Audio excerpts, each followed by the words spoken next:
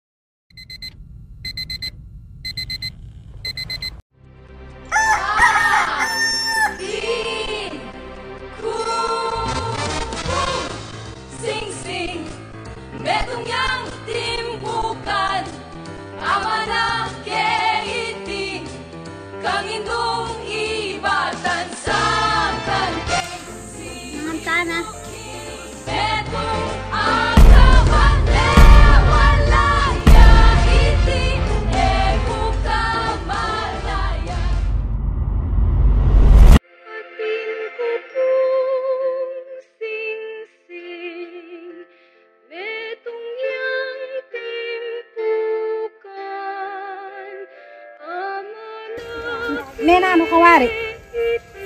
Malungkot ka? Yung mga anak ka?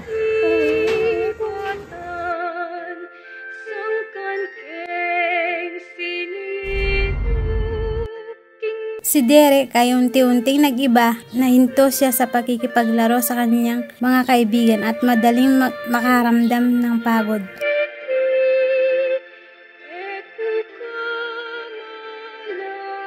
Makanyang laring anak, wala lang ganang mangan, tapos masakit la pa. Balo ko na, pasap pang nurse.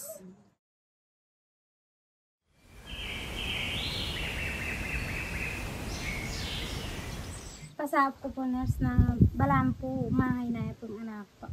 O sige po, timbangan tayo po. Punta ako kasama ang aking anak na si Derek upang kumonsulta sa lokal ng pagamutan o health center ng aming barangay. Ipinaliwanag ko ang aming mga anak ay palaging pagod at naging payat at ang kanyang tiyan ay unti-unting malaki ng sabay. Sinukat ng nurse ang braso ni Derek at pinakita sa akin ng isang tape na may 3 kulay, pula, dilaw at berde.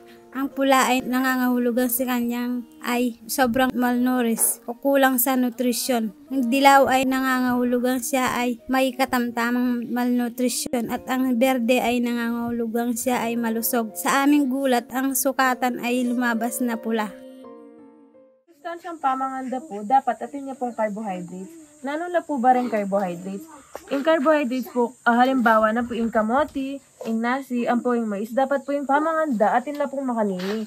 Bukod po kayong carbohydrates, dapat atin na pong protina. Nanula po rin protina. Itang isda, chicken, or manok, or kaya naman po ebon, pwede rin po itong gamitan. At yung pinaka-importante po, yung gule, ang po yung prutas. Pwede na kayo man po mangwakaring tanim yung halimbawa po itang saging, ini po carrots, tapos ini po. Sa prutas po, pwede rin po yung papaya. Tinukoy ng nurse ang malnutrition ay sanhi ng hindi pagkain ng sapat. Pinaliwanag niya ang malnutrition ay hindi lamang tungkol sa dami ng pagkain na kinakain, kundi pati na rin sa kalidad nito. Ipinunto niya na tayo ay nagiging malnourished kapag hindi natin nilalagyan ng sapat na pagkain ang ating katawan upang gamitin ang mga ito.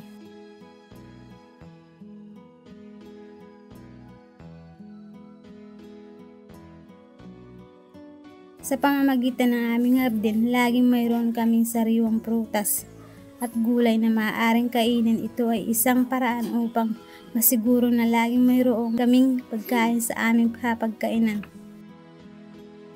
Kami ay nagtanim ng isang hardin sa paligid ng aming bahay. Kung tayo ay magtatanim ng iba't ibang uri ng gulay na lahat ay tumutubo sa iba't ibang panahon, palaging mayroon tayong prutas at gulay na kanilang makakain.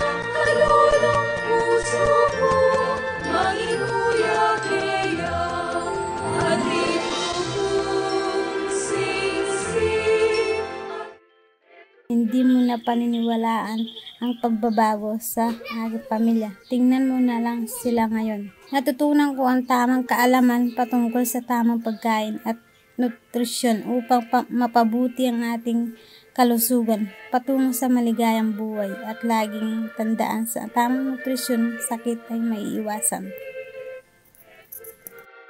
Tandaan, huwag kalilimutan ng wastong pagkain ay ang susi sa malusog na pamumuhay.